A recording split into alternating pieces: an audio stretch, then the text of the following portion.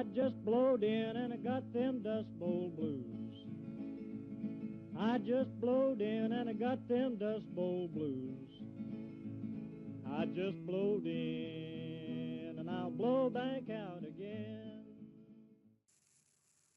Hi, everybody, and welcome back to another set of the Great Depression Notes.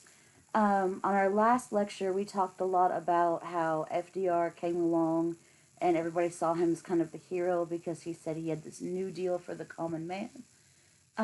In today's notes, we're going to talk about what that new deal was specifically. So, whenever we're talking about this, uh, it's important to keep in mind that we're going to use a lot of different acronyms. A lot of New Deal programs are known as the alphabet soup programs because there's a lot of different initials. So keep that in mind. You'll have to know both. So if you learn the whole name of it, the initials will just come to you. Okay? So these are the alphabet soup agencies. You've got a bunch of different programs that come along, like the FDIC, or the Federal Deposit Insurance Commission. We talked about this in class the other day. This is when the U.S. government will guarantee bank deposits in member banks. I've said it once, I've said it a billion times. If you have your money in a bank and when you walk in, you don't see those little black plaques everywhere that says insured by the FDIC, take your money out and run as quickly as you can to a bank that is insured by the FDIC. The FDIC has a set of rules that its member banks has to follow. Basically, the banks can't do anything too risky with your money. They can't be loaning it out to people that they know can't pay it back. They can't play the stock market with your money. They can't do things that would make it easier for the bank to go under. And so, because the bank is doing everything it's supposed to do to be a good system and a good bank and not go bankrupt, the federal government will insure that bank. So, if something happens and the stock market crashes again, if your bank gets robbed, if there's a hurricane and your bank gets flooded and the whole building is destroyed, the U.S. government will insure up to a certain amount of money, depending on what type of account you have in your bank. And your bank will be able to tell you whether or not your account is a $10,000 account or a $250,000 account. It depends on the type of account you have. It's not a big deal. If it's that big of a problem, you just have a separate account. So that's the FDIC. And a lot of bank robbers are going to start to take this as kind of free money. They don't feel as guilty for robbing banks anymore because before, if you robbed a bank, you were stealing someone's life savings and they weren't going to get that back. Now, if you robbed a bank, you stole money from the bank, but then the federal government would replace that money. So it doesn't actually end up hurting the individual people who put their money in the bank at all. The second program is the SEC. No, it has nothing to do with football. It's the Securities and Exchange Commission. Now, their whole job is to regulate the stock market, to keep people from making bids that are too risky. I swear, I never yawn until I start doing these videos. So their job is to make sure that people aren't buying stock on margin. They're to make sure that people aren't doing anything that would inflate the value of a stock. There's a whole lot of different, this is what makes insider trading illegal, whole bunch of other stuff it does. But basically, it tries to keep stocks valuable and fair. A lot of the regulations that the SEC puts on stocks, they're going to filter into other things. For example, the SEC saying that you can't buy stocks on margin is a lot like the state government saying you can't buy a lottery ticket with a credit card. Okay, you have to buy a lottery ticket with cash. You can't even buy it with a debit card, which is money. You just swipe your card. You have to have actual cash to buy a lottery ticket. The PWA and WPA, they are two separate organizations that do basically the same thing. You have the Public Works Administration and the Works Progress Administration. They're exactly the same thing. They are to create jobs. Their job is to make jobs. Okay? When you see Public Works Administration or Works Progress Administration, they both have works in the title. You should be thinking jobs, jobs, jobs. Their job is to bring relief and to pump prime the economy. Like we were talking before with direct aid, FDR's direct aid, you give people jobs, you spend money to give them salaries, then they spend that money on things they need, and then all of a sudden demand is going up, so businesses are hiring more people. You spend money, pour that water into the pump to get water out of the pump. That's what's happening here. The federal government is creating jobs and creating salaries, and the hope is that those people who are making salaries will then spend that money, and then demand goes up and businesses start producing more, and then they hire more people.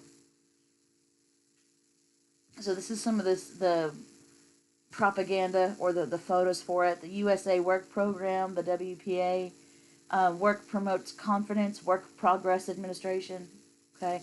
And they're going to do a lot of different road building type things. They're going to build a lot of infrastructure. Like here they're shoring up the wall of a dam to help prevent flooding on roads. They build a lot of, they build a lot of public works, things that are going to be used by everybody, sidewalks and roads. Now here's the thing. Do you need this many people to build a sidewalk and a road? No, probably not. But remember, the goal here is not to build it cheaply. The goal here is to hire as many people as possible, to give as many people as the government could afford to give a job. Because the more people who are earning money, the more people who are spending money, which will then jumpstart the economy. So could they have done this work with less people? Yes, absolutely. But that would not have helped the economy as much at this time. Okay. You've got here we go, here's some more WPAs. Okay. They're building a road. I want to say this one was in Georgia. I think this one was in Georgia. They're going to build a lot of skyscrapers in cities. They're going to build a lot of big government buildings. They're going to build sewer systems. This is when a lot of bigger cities who couldn't afford it beforehand now start to revitalize their sewer systems. Remember, one of the big problems cities had was sanitation. Keeping up with the boom of people coming into the cities when their plumbing system and their sewers couldn't afford to. Now, the greatest criticism, the biggest problem people had of work programs like the PW and the WPA was that they overhired. They hired too many people, which left a lot of people who were drawing a paycheck that were just standing around all day waiting for something to do. Now, when you're standing around doing nothing, I don't know what it is about these videos that make me yawn. When you're standing around doing nothing, they called that boondoggling. Okay? So, boondoggling. How many people do you see in this photograph? Alright, let's count. You've got 1, 2, 3, 4, 5, 6. Can't tell if that's a guy back there or not. 7, 8, 9, 10, 11, 12. So at least 12. How many do you see actually working? None. They're all standing there talking. Okay? That's boondoggling. TVA. This is important to like us because we live in Tennessee. Okay? The TVA, or the Tennessee Valley Authority, was proposed by someone who wasn't even from Tennessee. It was proposed by a senator from Nebraska called George Norris. Anyone ever heard of Norris Dam? That's why it was named after him, Norris Lake. They provided employment, electricity, and flood and erosion control. So it did a bunch of things. First thing it did was it hired like a bajillion people. Okay. The second thing it did was it provided electricity over all of Tennessee and portions of 6 of the states surrounding us. So we were able to, get electricity in a lot of places that no electric company would have ever run lines out. Okay, before the TVA, electricity was a private company thing. It was not a government thing. And private companies, it just wasn't profitable for them to run electric lines off into the boondocks, because if there's only going to be 2 or 3 families using the electricity, there's no point in them doing it, because it's going to cost them more to run the lines than they would make charging the people for electricity. Um, it's why a lot of people in Tennessee have such a hard time getting fast internet, because internet is a private company thing in America. It's not a utility in America. And because it's not like utilities are like phone companies, gas, water, sewer, that type of stuff. Um, and those have to be run everywhere because the government mandates that. But because the government has not considered internet a utility, private companies don't have to run internet everywhere. Which is why if you live like around where we live, there's a lot of people who just can't get internet on their street. I know I lived for a while. I lived on a road where there was cable internet on the main road, and then I lived on a little offshoot of that road that was a dead end. It just had 3 houses on it, and I could get cable if I lived on the main road, but the cable company wouldn't run cable, TV, or internet to my house, which was literally I am not a strong person, and I could throw a ball and hit the main road from my front yard, and they would not run cable out to my house because they wouldn't make enough money charging me for cable that to make up the cost of running the lines to my house.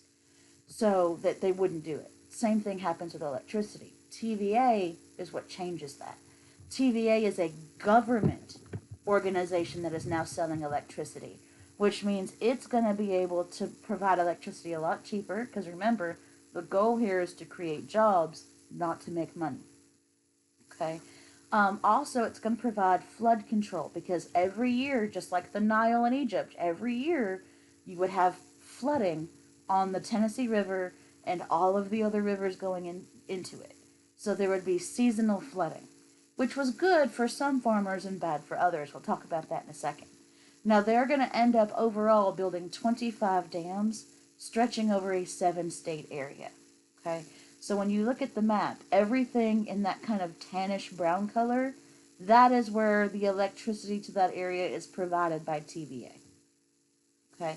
So Birmingham, Alabama gets a lot of its electricity from the TVA, which means they have cheaper electricity than some places do.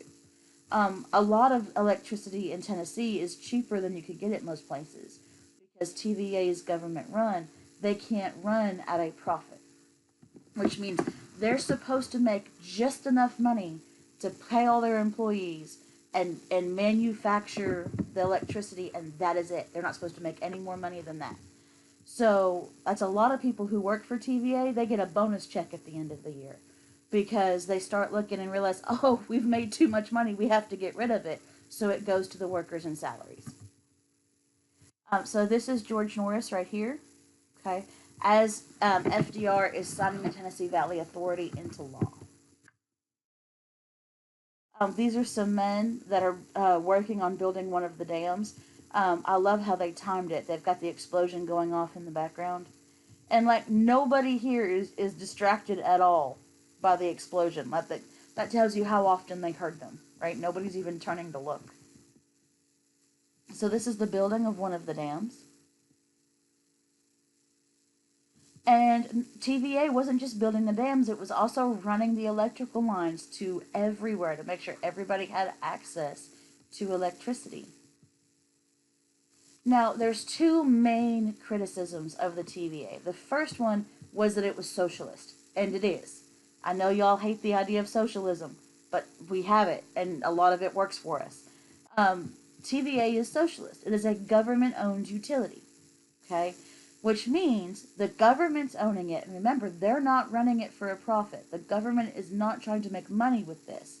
Which means it's not going to charge as much as private electric companies would, because private electric companies are trying to make a profit. So TVA manufactures the electricity, and they're supposed to sell it to people at cost. Which means they sell people the electricity at what it costs them to make it. Okay? So you're getting rock bottom, can't go any lower than this prices on electricity. And that's socialist, which means that all the privately owned businesses that are charging more, they're going to be run out of business because nobody else is going to be using their electricity. The second is the use of eminent domain. Now, eminent domain is the power of a government to force you to sell your land to the government so that the government can use it for public good. Okay? Now, most of the land that TVA is taking is farmland. Okay? And they're not taking the land to build the dams, because the dams are going to get built on rivers. What they take the land for is when they dam the rivers, it creates the lake. So all that, like all the lakes, like Watts Bar Lake, all that used to be farmland. Underneath Watts Bar, like every 10 years or so, they drain it so they can go down and inspect the dam. And you can, whenever the water's low, you can go and see where all the houses were. You can, because they just flooded it. So you can see where the cities and the houses were. And a lot of that land had been in people's families for generations. We're talking back to the 1700s. And the government's just coming and saying, we're taking your farm, here's some money. Go buy a new one somewhere else. So a lot of people had problems with that. So a couple of issues. Every year when it would whenever before the dams, whenever they would flood, you would have horrible erosion from that floodwaters running off. So you would see runoff like this, which was just eating into people's farmland. So TVA is going to control that. It's going to keep that from happening. But there are places that aren't affected by the runoff. They are benefited from the flooding. Just like the Nile River would deposit all that good, fertile soil on top of the banks of the Nile where they'd farm, TVA, or the rivers that are involved in the TVA system would flood, and they would deposit all that good, silty soil on top of farms, and it would act as fertilizer. So after TVA, Tennessee farmers had to start buying fertilizer, and a lot of them couldn't afford to. So what you see here is a Tennessee farmer who has planted his crop and couldn't afford to fertilize the whole thing. So you can see, like literally, you can see the line where he ran out of money. Okay? And that's a problem that a lot of farmers never had to face before, but they do have to face now. Couple more programs from the New Deal. You have the Cumberland Homesteads community, kind of near where I grew up. I grew up in Homestead. It is a program that starts off as part of TVA, okay, and then it kind of breaks off and gets its own bill. It becomes the Homestead Subsistence Act. It bought up a chunk of land in Crossville between Daddy's Creek and Birds Creek to be homesteaded by selected families. So what they do is families from all across the country applied for this. And they built an entire community. They built houses, they built a water tower, they built a school, they built a place for recreation where people could go and relax. It was Cumberland Mountain State Park. They built all of that, and they were creating a community where there wasn't one before. And it was supposed to be mostly self-sufficient, right? They had their own water tower, which means they had running water everywhere in all of the houses, when a lot of houses in Cumberland County did not have running water. The Cumberland Homesteads is going to become one of Eleanor Roosevelt's pet projects. And she demanded that when the men were building the homes, she wired them all for electricity because she knew TVA was being built. Now, there was no electricity in Crossville at this point. It didn't exist. It wasn't a thing. Well, not in Crossville. It existed, but there was no lines run to Crossville yet. At least not out where Homestead was. But she said, electricity is coming, so go ahead and get the houses ready so that when electricity gets here, all they have to do is run the wires to the house and connect them. By the way, Cumberland Mountain State Park, the first park superintendent was Alvin Seaworth. So there you go. Now, a lot of the people who are building these government projects, they're using what's available to them in the area. And in the area, you have crab orchard stone. So that's what they build all of these houses out of, and it's gorgeous, guys. This is the water tower they built. This is actually literally in front of the elementary school where I went. Our playground, this sounds really, really silly. If you look at this here, our, the picture was taken from someone standing in our playground. So we used to get in trouble from running and like running up and hiding behind the building during recess and stuff whenever we were in school. There's also two major roads right next to it now, which is probably why we got yelled at for going too close to the road. But whatever. Um, so this is the water would be stored in here, and then gravity would pull it down, and that's what pushed the water out to all the houses. This is Eleanor Roosevelt standing up in the back of the truck, visiting the workers and their families, and they were families. These were not single men. They had to be married men with children to be allowed to be part of this program. So this is the typical type of house they've built. Obviously, it has been added on to. Like this part over here was not original to the house, and they've added siding to the house. But they were normally, 2-floor kind of peaked roofs with two fireplaces for heat. And this is how they'd live until the houses were done. They'd have families live in trailers, and then when the house was done, a family would move out of the trailer and into the house, and then another family would move into the area and live in the trailer. The CCC, the Civilian Conservation Corps, is going to carry out its largest project in the United States when it builds the bridge in that park for the Cumberland Homesteads. Now, the CCC is a whole different deal, and it is amazing. The CCC was a special New Deal program that set up camps for jobless teens and young men. So they took people from cities mostly. People, 16, 17, 18, 19, all the way up to 22, 23. Men that were boys and men who were too young to be married. They were mostly living at home on their own. They didn't have a family to support, and they're young and strong enough to work. Now, they set up camps like army camps. Okay, so these camps, they had barracks, so they were housed, they were fed, they were given clean clothing to the uniforms to wear. So they didn't really need a lot of money. So what they would do is their pay, instead of giving a paycheck because they were being provided for anyway, their pay was sent back to their parents.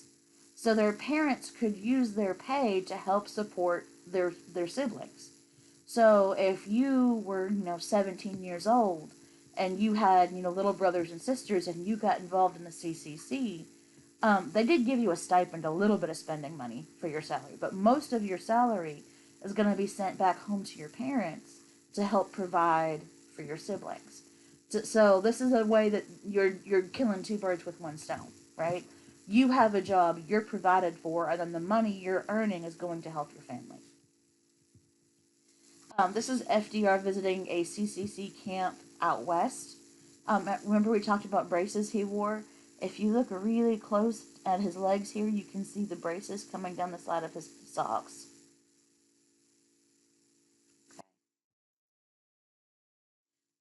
So CCC is going to have access to, big earth moving equipment. They're going to build lots of roads. Okay. This is the bridge they built. This is the largest CCC project in the United States. It's actually a dam. They dammed Birds Creek to create Birds Lake, which is this lake right here. Okay. It's really cool. If you go to the park, you can actually walk down the other side of this bridge and see the waterfall created by the dam. There's 5 economic and labor reforms we're going to talk about. The first one is the NRA, or the National Recovery Act, or the National Recovery Administration. This was an attempt to mess with that natural cycle of laissez-faire. It told factories to produce less. It told factories you have to make less, so prices would be forced to go up, right? So you're making less things, supply goes down, prices have to go up. It would improve profits. The important part of the NRA was it protected the right of workers to organize into unions. So if factories are making less, they're not going to need as many workers. They're not going to need if prices go up, they're not necessarily going to want to raise their wages. So the NRA protected unions and made unions strong so that unions would be able to negotiate and collectively bargain with factories to get a higher wage for their workers. In 1935, the Supreme Court declared the NRA unconstitutional, which canceled everything about it, including the protection for unions. So now the NRA was voluntary, okay? And if you agreed to do what the NRA said, you would be given this little flag, right?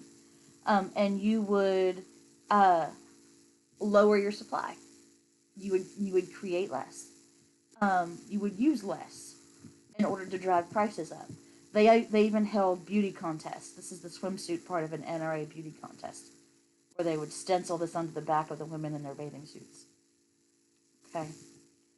Now, when the unions lost that protection, the first thing FDR needed to do was give the unions back that protection. So Congress passed the Wagner Act, which restored union protection that was lost when the NRA was voided.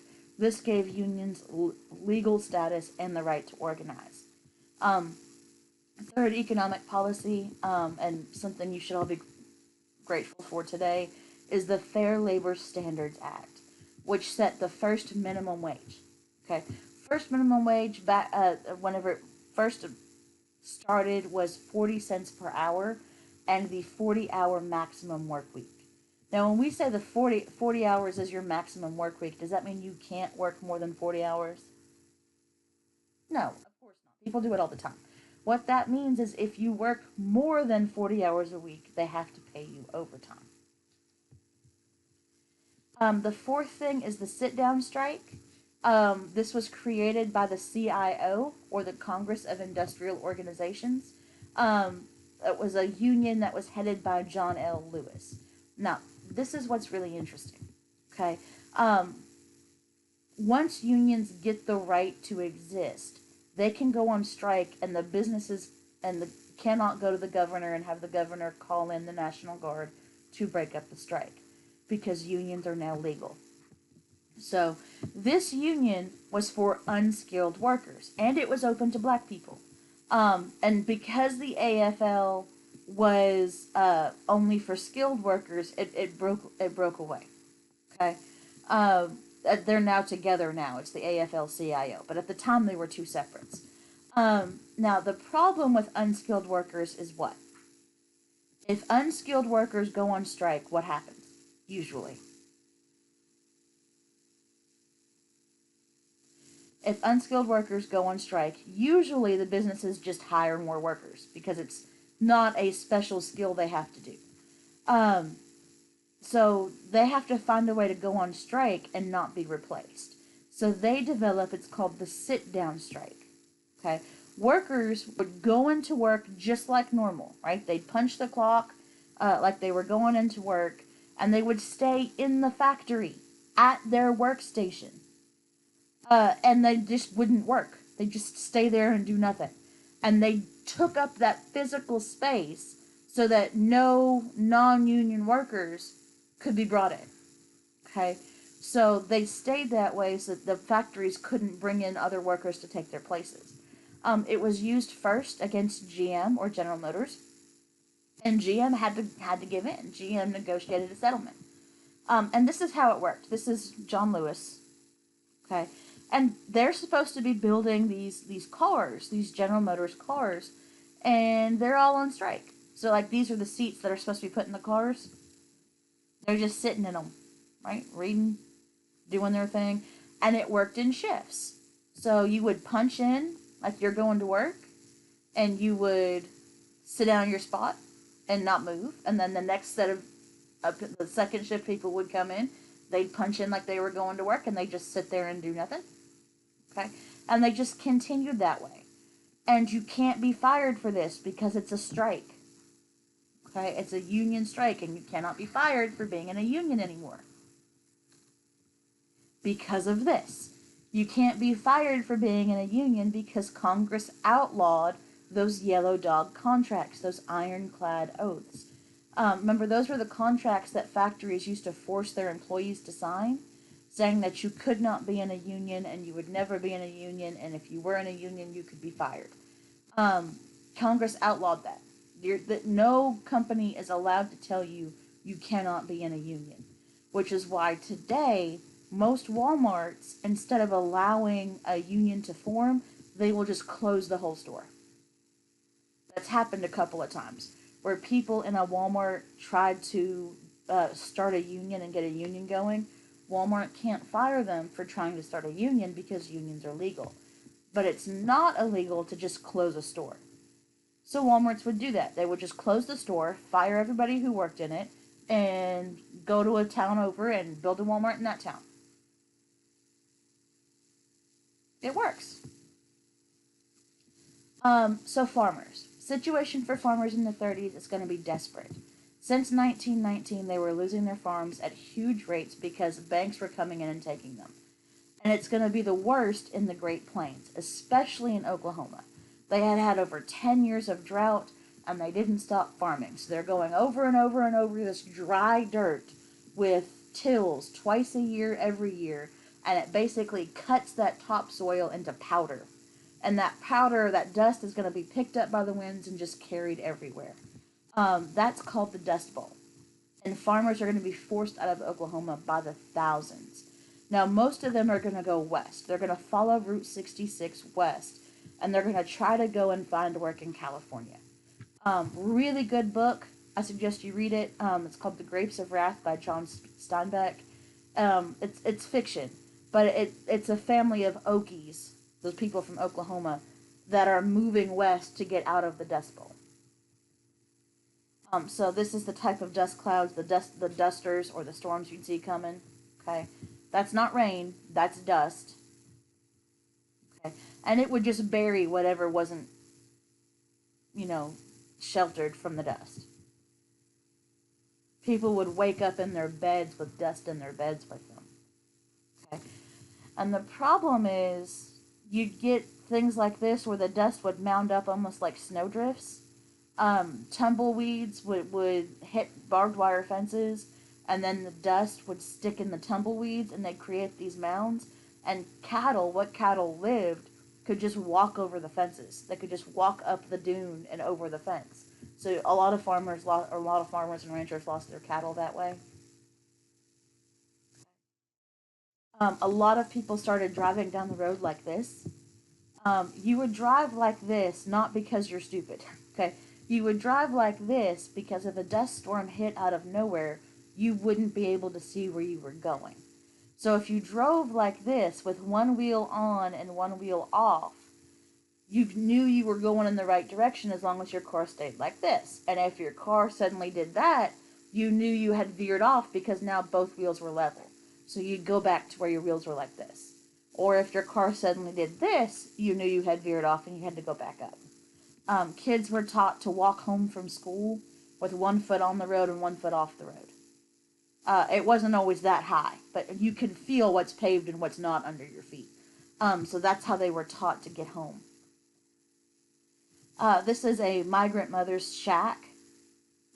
She's an Okie who's gone to California. Okay, you've got that famous picture of her, Migrant Mother by Dorothea Lange. Okay. You can just tell that, she's had it rough.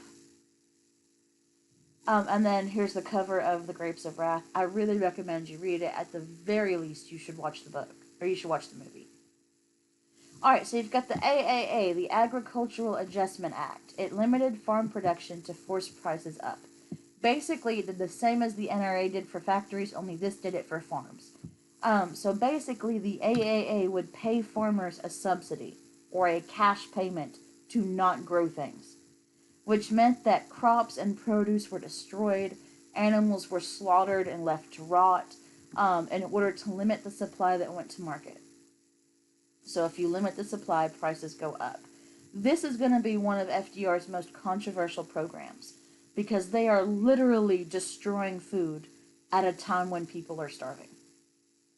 And that people aren't going to like that. In 1935, the Supreme Court declared the AAA unconstitutional, which killed it, and this is going to start to really tick off FDR. And when the Supreme Court kills the Agricultural Adjustment Act, FDR starts to look for a way to get control of the Supreme Court, which we're going to talk about tomorrow.